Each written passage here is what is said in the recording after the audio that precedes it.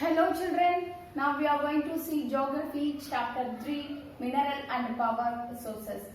Last session we have seen a conventional source of energy. Now we are going to see non-conventional source of energy. So the increasing uses of fossil fuel in shortage.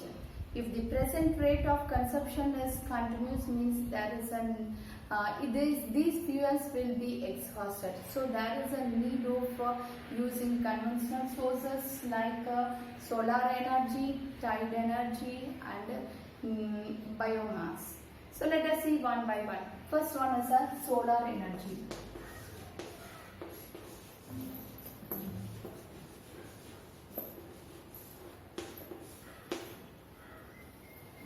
Solar energy is obtained from sun heat in which a solar cell to produce electricity. So many of these cells are joined into solar panels to generate electricity for heating and lighting purposes. So the technology of utilizing the solar energy benefits a lot of tropical countries because abundant of sunshine. So solar energy is used for solar heaters, dryers and cookers. So beside being used for community purpose like lighting and traffic signal. The next one is wind energy.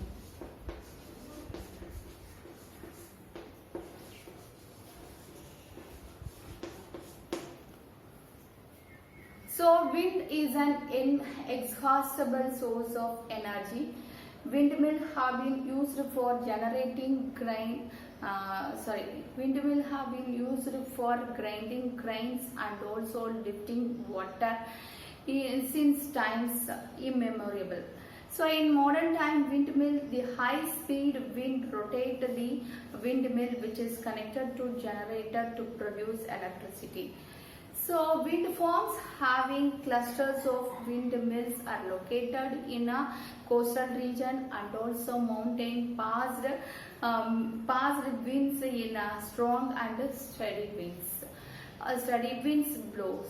Wind farms are found in Netherlands, Germany, USA, UK, Denmark and Spain. The next one is a nuclear power.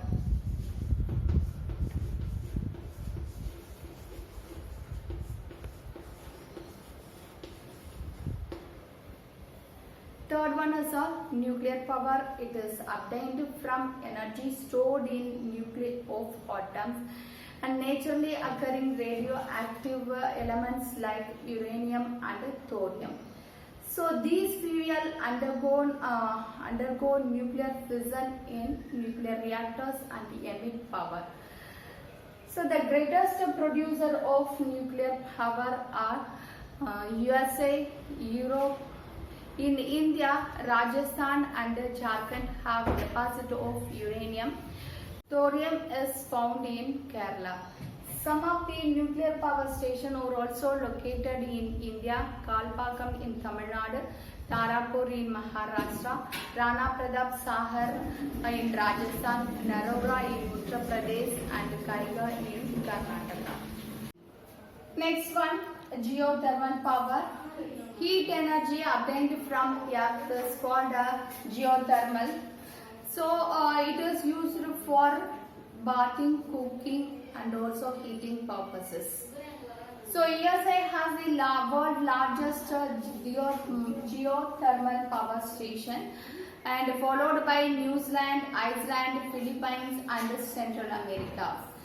So geothermal power also located in Manikaran in Himachal Pradesh and Kuga Valley in Ladakh.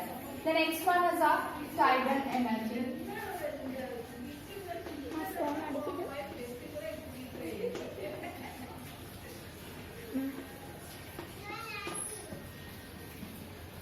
Next one, tidal energy. Energy generated from tide is called tidal energy. Tidal energy can be harnessed by building dams at a narrow opening of the sea.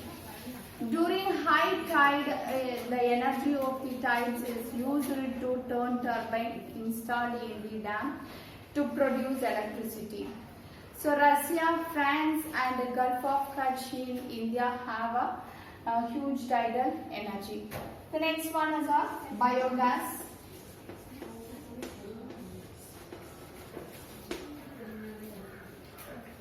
So organic waste, dead plant, animal material, animal dung and kitchen waste can also be converted into biogas. Into a gaseous fuel called biogas. The organic waste is decomposed by bacteria and to emit biogas and also mixture of methane and carbon dioxide. So biogas is an excellent fuel for cooking and lighting and also produces huge amount of organic manure each year. So energy is everywhere, but we can see that harnessing this energy is both difficult as well as costly. So each one of us make a difference by not wasting energy. So energy saved is energy generated. So energy is everywhere. We can see that harnessing of this energy is both difficult as well as costly. So energy saved is energy generated.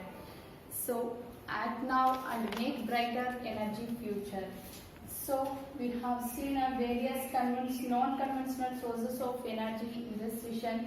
Solar energy, wind energy, nuclear power, geothermal energy, tidal energy and biogases. After this chapter is over, thank you children.